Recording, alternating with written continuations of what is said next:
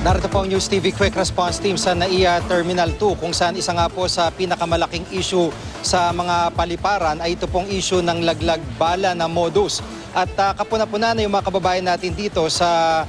airport, yung po mga pasahero na paalis pa lang ay talagang todo ang tape o pagbabalot na ginagawa sa kanilang mga bagahe. At yun nga pong, kumbaga, hindi lang mga masking tape yung ginagamit nila sa mga zipper ng kanilang mga maleta o bagahe, kundi yung mismong buong plastic ay nirarap po itong mga bagahe na kanilang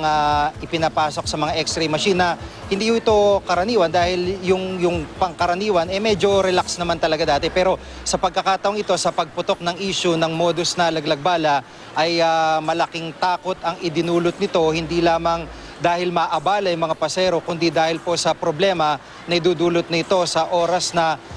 sinasabi na mataniman sila ng bala at magkaroon nga ng kakaharapin pang mga kaso gaya na lamang ng ilang mga OFW na